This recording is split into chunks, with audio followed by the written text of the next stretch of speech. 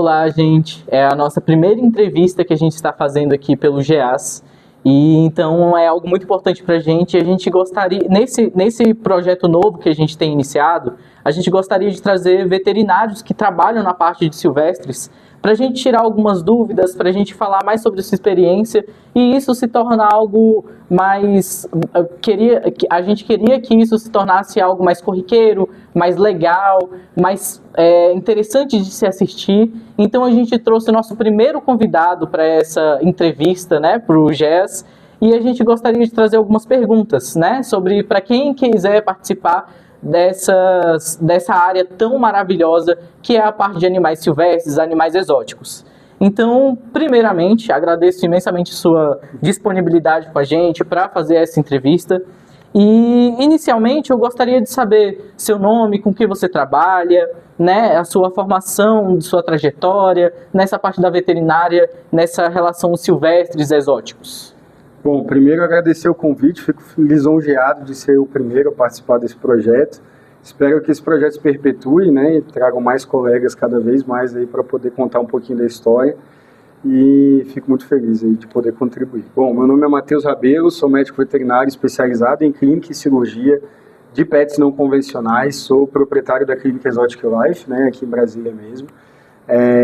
A gente vai fechar aí os 10 anos de existência, mas a história começa muito antes disso, né? Então, estava até conversando com o pessoal aqui da aula de hoje, que desde muito pequeno, ali na casa dos seus 10, 12 anos, eu tenho um irmão que já trabalha com isso também, e que ele abriu os meus olhos, né, para esse universo de animais silvestres, selvagens, e, consequentemente, de pets não convencionais, que é a área que eu sempre quis seguir e é a que eu atuo hoje. Então, foi uma trajetória, está sendo, né, uma trajetória incrível. Hoje a gente tem um endereço fixado ali na Asa Norte, mas a gente também faz atendimentos volante, assistência a criatórios, a gente ajuda eventualmente no zoológico também, né, desde fornecimento de material, radiografia, ou até em alguns casos clínicos pontuais. E a gente viaja o Brasilzão todo aí, já tivemos fora do Brasil também, na América do Sul, para falar um pouquinho do nosso trabalho e perpetuar um pouco esses aprendizados, né? Então, tudo que eu aprendi, a gente nunca deve guardar para nós, né? Sim, tentar multiplicar isso ao máximo, que é assim que a medicina veterinária evolui. Perfeito. Quando você entrou na faculdade de medicina veterinária, teve algum momento exato que você percebeu assim, eu decidi agora que eu vou seguir nessa área de não convencionais? Ou foi depois da graduação? Não, ótima pergunta. Na verdade, foi antes da graduação. Antes da graduação. Eu, no ensino médio, já tinha uma mochilinha da veterinária. Então, como meu irmão já atuava, né, como médico veterinário, eu entrei extremamente decidido. Durante a minha graduação, muitas pessoas, infelizmente, até professores, referências assim para mim na época, né, tentaram me desmotivar, mostrar que realmente era muito difícil. De fato, é difícil.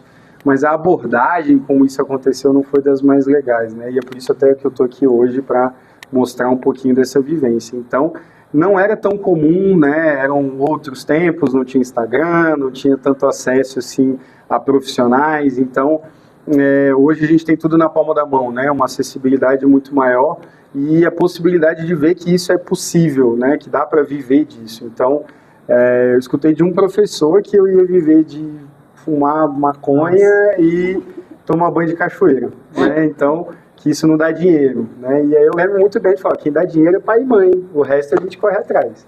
Então, são cenários, né, e coisas que, quando você está na graduação, às vezes é decisivo para você desistir do seu sonho, né? Então, nesse sentido, eu já entrei focado, já entrei decidido. Eu era o cara chato da graduação que fazia pergunta, por que tem um réptil do sul da Nova Zelândia que não sei o que, o professor, muito específico, vai com calma, né? Então eu era o cara chato da graduação, digamos assim, nesse sentido. E aí, dessa forma, acabei virando referência. E ontem mesmo estava conversando com a professora da minha época da graduação, ela tirando dúvida comigo a respeito de casos clínicos e tal. Então, é muito bacana. Eu tenho professores da minha graduação que levam seus animais até a minha clínica, então isso é muito recompensador, e saber que a determinação foi o que me trouxe até aqui. Essa sua resposta foi maravilhosa, porque eu já posso fazer 2 links assim, que seria muito... A resposta aí seria maravilhosa para o pessoal que quer seguir na área de exóticos, na área de silvestres, que são 2 coisas, né? Que você até deu uma introdução aí. Na hora da graduação ali, qual dica que você dá para os alunos, né, que estão ali no período, vendo várias matérias, grandes, silvestres, pequenos animais, e aí tem todo esse leque, mas a gente sabe que o silvestre, né, na graduação é um pouco, né, menor, e aí a gente tem que pesquisar por fora, estudar por fora. Qual é a dica que você dá para esses alunos que estão querendo seguir essa área? Tá. A principal, que é o que eu vejo que acontece muito com o aluno e talvez deixe vocês um pouquinho frustrados, não negligencie nenhuma disciplina. Quando a gente fala, mas só fala de cachorro, de gato, de boi, de cavalo. Cara, eu uso tudo isso até hoje. Há um mês atrás eu estava estudando rotação de pastagem, porque eu tenho cliente que tem animal, que é um pet não convencional e que necessita de um feno, necessita de saber toda essa fisiologia que é idêntica de um cavalo, por exemplo. Certo. Então, a título de exemplo mesmo, um coelho, ele é um mini cavalo, cara. Então, tudo que eu aprendi em clínica de monogástrico, de cavalo, eu aplico na medicina de coelho, que é uns 50% do meu atendimento hoje. Muito relacionável entre as coisas, até a anatomia, né? Eu vou falar disso nessa aula que a gente vai conversar agora. Então, não negligencie nenhuma disciplina. Cachorro e gato é escola, né? Então a gente usa como base para trazer para silvestres, né? Assim Perfeito. Como é na medicina humana também.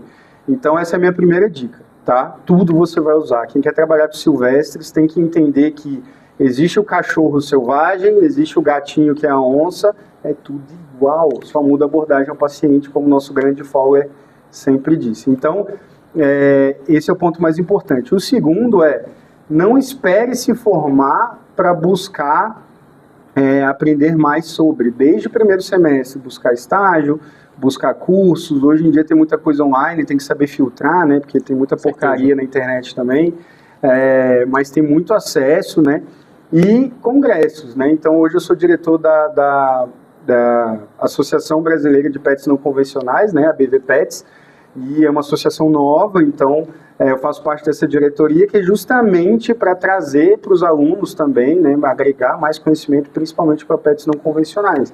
Tem a Abravas também, que é a Associação Brasileira de Veterinária de Animais Selvagens, a qual eu já fui diretor também.